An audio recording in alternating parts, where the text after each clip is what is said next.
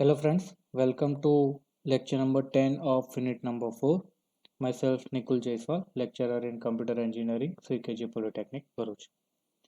Let's have a quick recap of our previous lecture. So in the previous lecture we have discussed the subqueries. So જ્યારે પણ આપણે સબક્વેરી લખીએ ત્યારે એક ક્વેરીની અંદર જ્યારે બીજી ક્વેરીનો યુઝ કરીએ તો એને આપણે સબક્વેરી કહીએ છીએ.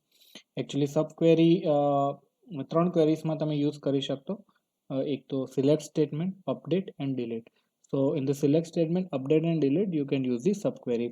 અને ઘણા બધા રૂલ્સ છે સબક્વેરીઝના કે આપણે પેરેન્થેસિસમાં જ સબક્વેરી લખવી પડે. પછી second rule is in the subquery you cannot use order by, but in the parent query you can use the order by clause. So that we have discussed in the previous lecture. Now in today's lecture we will discuss the reports. So in the reports we will see the various commands as mentioned here: t title, then b title, then sql page, SQL PO, then skip, then set line size, set page size, then column command, break command, and compute command. So first of all, we will start with the introduction to report and why we use these commands and what is the importance of this command. So basically reports will be called as a systematic output. તો જ્યારે પણ આપણે તમે જોયું હશે કે જ્યારે પણ આપણે ક્વેરી એક્ઝિક્યુટ કરીએ છીએ ત્યારે આઉટપુટ ડિસ્પ્લે થાય છે. તો ઘણીવાર આઉટપુટ એવી સિસ્ટમેટિક વેમાં ડિસ્પ્લે નથી થતું. તો જ્યારે પણ આપણે આઉટપુટને સિસ્ટમેટિક વેસમાં આપણે ડિસ્પ્લે કરવું હોય તો એ કેસીસમાં આપણે રિપોર્ટ્સના કમાન્ડ યુઝ કરી શકીએ છીએ. તો basically report command will help us to generate the report or the output systematically. તો જે પણ આપણે આઉટપુટ આપણો ડિસ્પ્લે થાય છે એમાં સિસ્ટમેટિક આઉટપુટ આપણે ડિસ્પ્લે કરવું હોય તો with the help of this command we can do that. So SQL plus display output by using its default formatting. તો જ્યારે પણ આપણે એક્ઝિક્યુટ કરીએ છીએ ક્વેરી તો એક ડિફોલ્ટ ફોર્મેટિંગ હોય છે અને એ ડિફોલ્ટ ફોર્મેટિંગના એકોર્ડિંગલી જ એ આઉટપુટ ડિસ્પ્લે થાય. This format involves default column names as defined in tables, then default justifying and default size or pages. તો જે default format છે એમાં જે કોલમ નેમ છે તો એ કોલમ નેમ પણ આપણે જે ટેબલ ક્રિએટ કરતી વખતે જે આપે છે એ જ ડિસ્પ્લે થાય છે. પછી ડિફોલ્ટ જસ્ટિફાઈંગ છે તો જો આપણે સેન્ટર જસ્ટિફાઈ કરવું હોય, લેફ્ટ જસ્ટિફાઈ કરવું હોય કે રાઈટ જસ્ટિફાઈ કરવું હોય તો પણ આપણે કરી શકીએ. For example, when a select statement is executed, the output will include a row of column headers followed by a row displaying user data stored in the table. તો આ એક ડિફોલ્ટ ફોર્મેટ છે આઉટપુટ ડિસ્પ્લે કરવાનો. This default behavior can be changed by using various command and a systematic output. તો જે પણ default formatting છે display થવાનો, આઉટપુટ ડિસ્પ્લે થવાનો, એને આપણે સિસ્ટમેટિક આઉટપુટમાં ચેન્જ કરી શકીએ. And report can be generated. જો આપણે કોઈ રિપોર્ટ જનરેટ કરવો હોય તે પણ કરી શકીએ. So let's start with the various command. The first is t title. So sets the top title for each page of the report.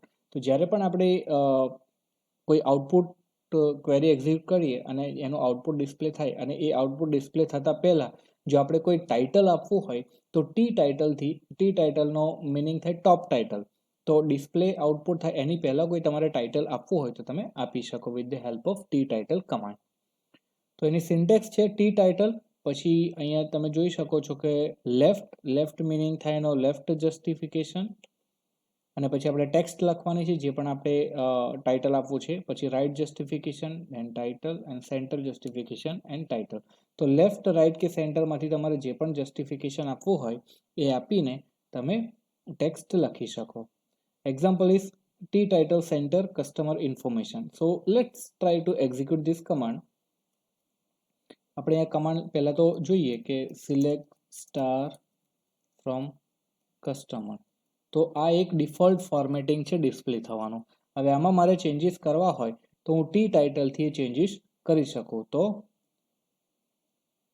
T title પછી મારે જસ્ટિફિકેશન લખવાનું છે. લેટ સપોઝ કે મારે સેન્ટર જસ્ટિફિકેશન રાખવું છે, સેન્ટર, અને પછી મારે ટેક્સ્ટ લખવાની છે કસ્ટમર ઇન્ફોર્મેશન. ક્લિયર? અને હવે આનું એક્ઝિક્યુટ કરીશ. So it is executed. હવે હું select staff from customer execute કરું છું. જો તો એ કસ્ટમર ઇન્ફોર્મેશન જે આપણે ટેક્સ્ટ આપી છે સેન્ટર જસ્ટિફિકેશનમાં સેન્ટરમાં એ પ્રિન્ટ કરે છે. ક્લિયર? હવે તમે જેટલી પણ ક્વેરી એક્ઝિક્યુટ કરશો કે સિલેક્ટ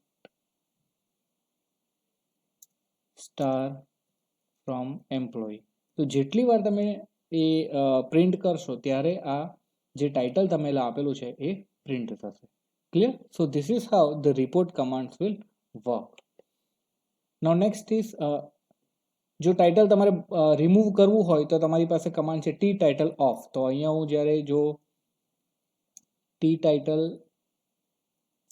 ઓફ કરીને એક્ઝિક્યુટ કરું તો હવે જો હું કોઈ એક્ઝિક્યુટ કરીશ તો એ ટાઇટલ આવશે નહીં. Clear? So this is how the T title command work. So meaning of T title is top title. અને તમારે જ્યારે કોઈ આઉટપુટ તમે એક્ઝિક્યુટ કરો છો, ક્વેરી એક્ઝિક્યુટ કરો છો અને એમાં આઉટપુટમાં તમારે કોઈ ટાઇટલ આપવું હોય તો તમે આપી શકો. હવે ટી ટાઇટલમાં છે SQL P number. So that means it will display the page number. And next is skip. So skip will help us to enter the blank lines. તો skip નો meaning શું થાય? skip as many blank lines or pages as specified. તો page number પણ તમે display કરી શકો અને skip થી તમે જેટલી પણ તમારે બ્લેન્ક લાઈન આપવી હોય એ તમે આપી શકો. તો સ્કીપનું ફોર્મેટ છે નંબર એન્ડ પેજ. એક્ઝામ્પલ જોઈએ આપણે. તો અહીંયા મેં કમાન્ડ લખ્યું છે T title center customer information left. તો સેન્ટરમાં મારે લખવાનું છે કસ્ટમર ઇન્ફોર્મેશન, લેફ્ટ સાઈડ મારે લખવાનું છે પેજ નંબર અને પેજ નંબરમાં હું ડિસ્પ્લે શું કરીશ SQL.P નંબર. તો જે ડિફોલ્ટ પેજ નંબર છે દેટ વિલ બી પ્રિન્ટેડ. અને સ્કીપ 10 લખીશ તો એ એક્ઝિક્યુટ થયા પછી, એ પ્રિન્ટ થયા પછી 10 લાઈનની આપણે બ્લેન્ક 10 લાઈન બ્લેન્ક છોડવાની છે. Clear? So let's try to execute this. T title center customer information. Clear? પછી આપણે લેફ્ટમાં લખવું છે પેજ નંબર અને હું પેજ નંબર ક્યાંથી લઈશ તો SQL.P નંબર. અને આ પ્રિન્ટ કર્યા પછી મારે 5 લાઈન બ્લેન્ક છોડવાની છે. તો ઇટ ઇઝ એક્ઝિક્યુટેડ. હવે હું સિલેક્ટ સ્ટાર ફ્રોમ કસ્ટમર. તો તમે જોઈ શકો છો કે આ પહેલું ફર્સ્ટ જ પેજ છે એટલે લેફ્ટ સાઈડ પર પેજ નંબર પ્રિન્ટ થયું છે અને પેજ નંબર છે અને સેન્ટરમાં કસ્ટમર ઇન્ફોર્મેશન અને એના પછી આ 5 લાઈન બ્લેન્ક છોડી છે આપણે. Clear? So this is how the page number and skip will work. Now next is B title. તો જેવી રીતે આપણે ટોપમાં ટાઇટલ આપીએ છીએ એવી જ રીતે આપણે બોટમમાં પણ ટાઇટલ આપી શકીએ. So it will set the bottom title for each page of a report. Syntax will be B title અને જે ટી ટાઇટલની સિન્ટેક્સ હતી સેમ એવી. આપણે જસ્ટિફિકેશન લખવાનું છે લેફ્ટ રાઇટ ઓર સેન્ટર અને જે ટેક્સ્ટ લખ્યું હોય એ આપણે લખવાની છે. So the example is B title center customer information. તો પહેલા આપણે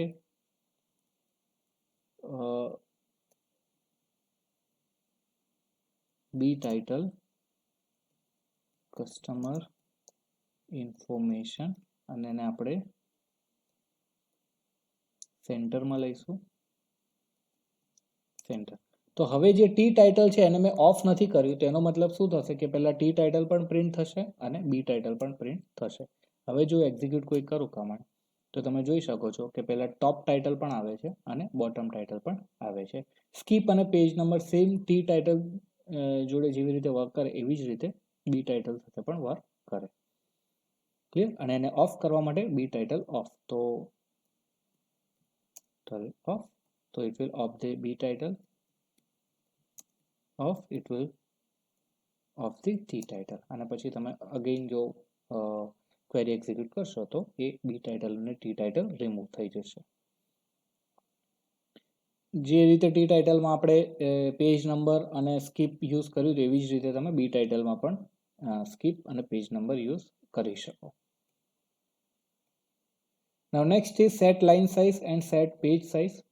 So basically set line size sets the maximum number of characters display in a single line. તો એક લાઇનમાં મારે કેટલા કેરેક્ટર ડિસ્પ્લે કરવાના છે that will be defined by the set line size. Syntax છે set line size પછી આપણે નંબર આપવાનો છે તો એટલી કેરેક્ટર એ ડિસ્પ્લે કરશે એક સિંગલ લાઇનમાં. એવી જ રીતે છે set page size. So set the maximum number of lines પર પેજ. તો સેટ લાઇન સાઇઝથી શું થાય કે એક લાઇનમાં કેટલા કેરેક્ટર ડિસ્પ્લે કરવાના છે અને સેટ પેજ સાઇઝમાં એક પેજમાં કેટલી લાઇન આવી જોઈએ that will be defined by the set page line. Syntax is set page line and example set page size 20. Clear? હવે આપણે એને એક્ઝિક્યુટ કરીને જોઈએ તો આપણી પાસે એક ટેબલ છે આપણે એને ડિસ્પ્લે કરીને જોઈએ. Select star from employee 2. તો તમે જુઓ છો તો અહીંયા જે પ્રિન્ટ થાય છે ને એ જુઓ કેમ આવી રીતે પ્રિન્ટ થાય છે, કારણ કે ડિફરન્ટ પેજમાં જાય છે. બરાબર છે. તમે જુઓ કે આના પછી આ જે ડિપાર્ટમેન્ટ નંબર છે નીચેની લાઈનમાં આવે છે, એટલે જે લાઈન સાઇઝ છે એ ડિફોલ્ટ ઓછા લાઈન સાઇઝ છે, એટલે આ પર્ટિક્યુલર આટલી જ લાઈન અહીંયા કેરેક્ટર પ્રિન્ટ થશે, એના પછીના કેરેક્ટર નીચેની લાઈનમાં આવશે. હવે આમાં હું જો લાઈન સાઇઝ વધારું, સેટ લાઈન સાઇઝ ને હું આપું છું 100, ઇનવેલિડ નંબર આવે છે, આપણે 70 આપી જોઈએ.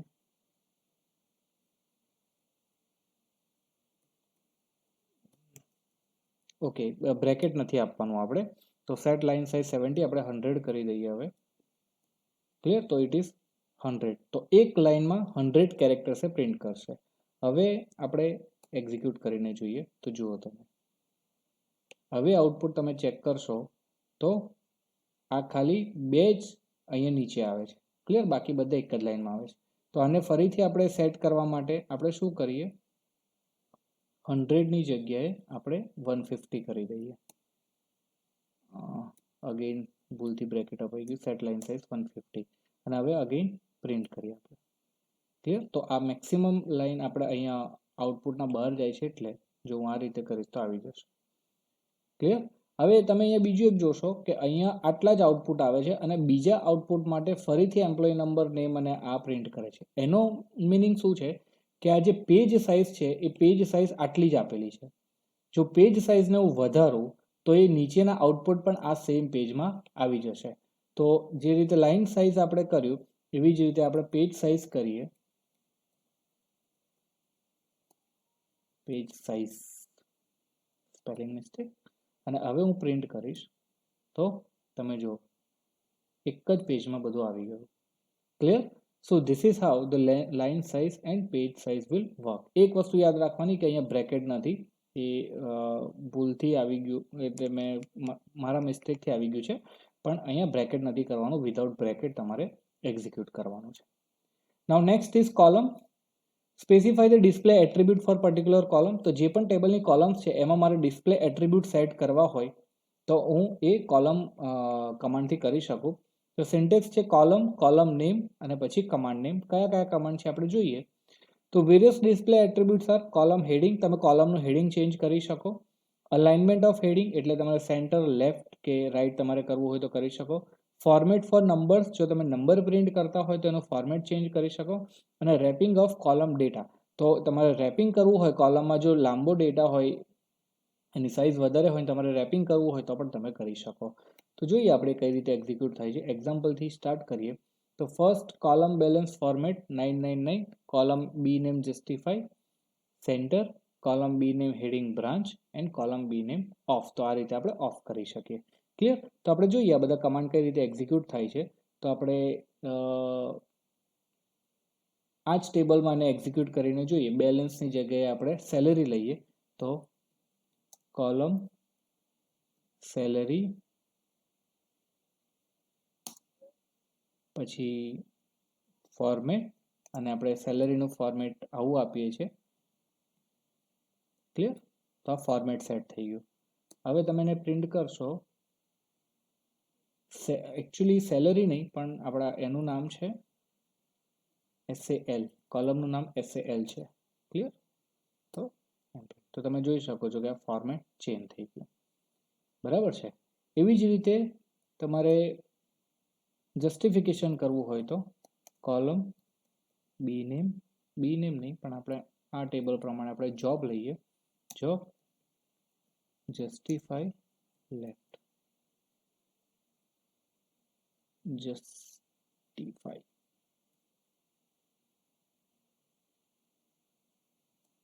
ક્લિયર. અને પછી આપણે પ્રિન્ટ કરીએ તો એકચ્યુઅલી આ સ્પેસ ઓછી છે એટલે જસ્ટિફાઈ નથી થતું. જો આમાં જો આની સાઇઝ વધારે હોય તો ઇટ વિલ જસ્ટિફાઈ. તો આ જસ્ટિફાઈ કરી શકે. હવે આપણે બીજું એક કમાન્ડ લઈએ, કોલમ બી નેમ હેડિંગ, બી નેમ નહીં પણ આપણે અહીંયા સેલ જે છે એની જગ્યાએ આપણે સેલરી આપવું છે, હેડિંગ સેલરી. તમારે એનું હેડિંગ ચેન્જ કરવું છે તો આઈ કેન ચેન્જ ઇટ. તો તમે જોઈ શકો છો કે સેલની જગ્યાએ અહીંયા સેલરી આવી ગયું. ક્લિયર? એવી જ રીતે જો તમારે બધા એટ્રીબ્યુટ્સને રિમૂવ કરવા હોય તો તમે ઓફ કરી શકો. ક્લિયર? તો ઇટ વિલ બી ઓફ. બરાબર છે. So this is how the column command will work. Next is break command. So break can be set to group the return data, skip lines between the attributes or separate the report into page. તો normally જ્યારે આપણે order by use કરીએ કાં તો group by use કરીએ ને એ કેસમાં આપણે બ્રેક કરતા હોઈએ છીએ કે લેટ સપોઝ મારે એવું કરવું છે કે મારે સમ કરવો છે પણ ગ્રુપ બાય બ્રાન્ચ નેમથી કરવું છે અને એ જે સમ થાય છે એનું પણ ટોટલ સમ કરવું છે તો હું બ્રેકથી કરી શકું. So this is also used to specify what action should be taken when break is given. So syntax is break on column name અને option આપવાનું છે. So it is important to give order by clause on column that are used in break command. Example જોઈએ એટલે આપણે વધારે idea આવશે. break on b name skip to.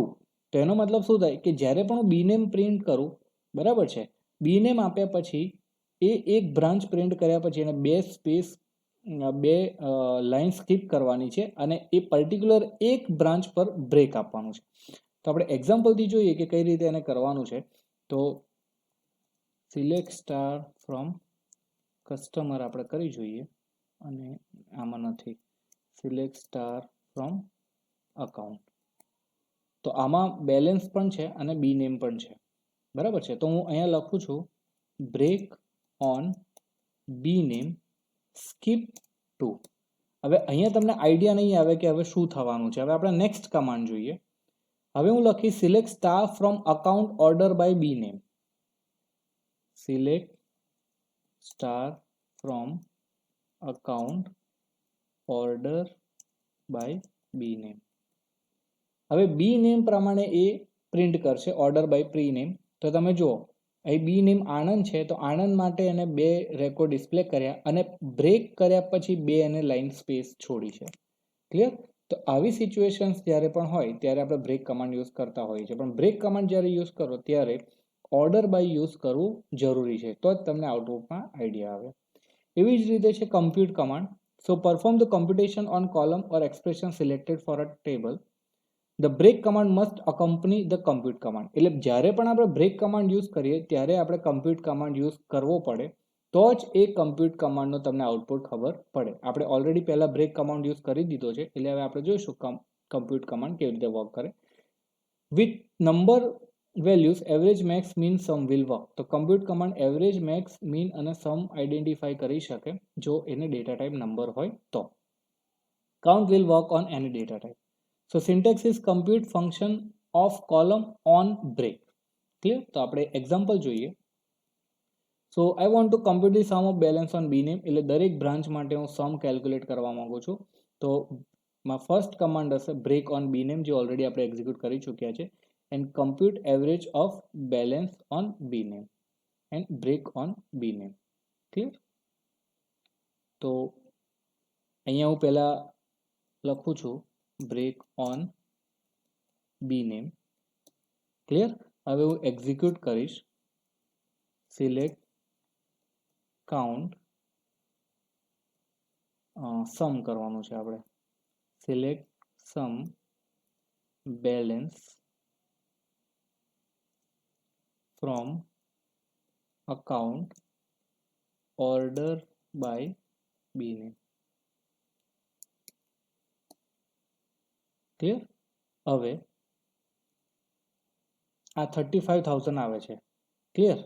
તો હવે આપણે બ્રેક કર્યા પછી કમ્પ્યુટ કરવાનું છે. તો એના માટે આપણે શું કરીશું? compute sum of balance on b name. Clear? હવે આપણે એક્ઝિક્યુટ કરીએ.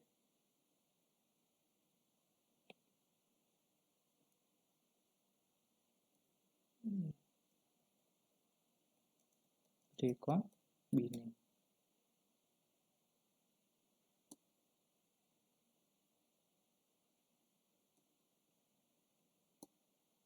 જો તો એકાઉન્ટ નંબર, બેલેન્સ અને આનંદ અને આનો સમ કેલ્ક્યુલેટ થાય છે. That will be done by this compute command. Clear? એવી જ રીતે મારે એવરેજ ફાઇન્ડ કરવું હોય તો હું શું કરીશ?